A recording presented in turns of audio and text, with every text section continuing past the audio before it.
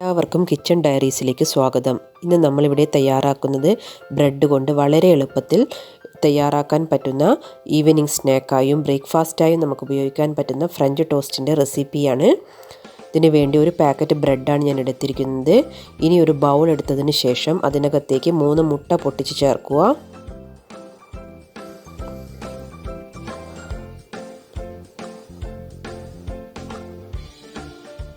ഇതിലേക്ക് 1/4 കപ്പ് പാലും 2 table spoon പഞ്ചസാരയും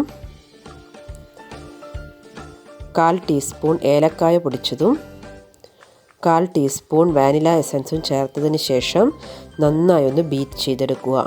നിങ്ങൾക്കൊരു സ്പൂൺ ഉപയോഗിച്ചിട്ടോ അല്ലെങ്കിൽ ബീറ്റർ ഉപയോഗിച്ചിട്ടോ ഇത് നന്നായി ബീറ്റ് ചെയ്തെടുക്കാവുന്നതാണ്. ആ പഞ്ചസാരയെല്ലാം നന്നായി അലിഞ്ഞു കിട്ടുന്ന സമയം വരെ നന്നായി ഒന്ന് ബീറ്റ് ചെയ്തതിന് ശേഷം ഇവിടെ മാറ്റി വെക്കുക. ഇപ്പോൾ നമ്മുടെ എഗ്ഗ് മിക്സ് ഇവിടെ തയ്യാറായിട്ടുണ്ട്. ഇനി ഒരു പാൻ അടുപ്പിൽ വെച്ച് അത് നന്നായി ചൂടായതിനു ശേഷം അതിനകത്തേക്ക് കുറച്ച് ബട്ടർ ചേർത്ത് കൊടുക്കുക. ബട്ടർ നന്നായി ഒന്ന് സ്പ്രെഡ് ചെയ്ത് കൊടുക്കുക.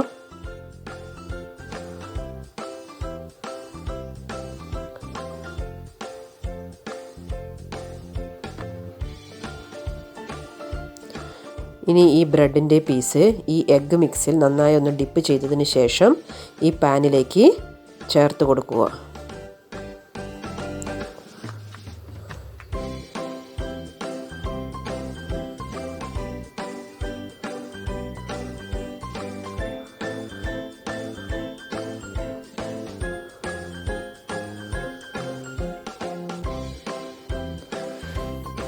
ഇതിന് മുകളിലേക്ക് കുറച്ച് ബട്ടർ ആഡ് ചെയ്ത് കൊടുക്കുക. കാരണം കുട്ടികൾക്കൊക്കെ കൊടുക്കുമ്പോൾ ബട്ടർ ചേർത്ത് കൊടുത്താൽ അവർക്ക് കൂടുതൽ ഹെൽത്തി ആയിരിക്കും.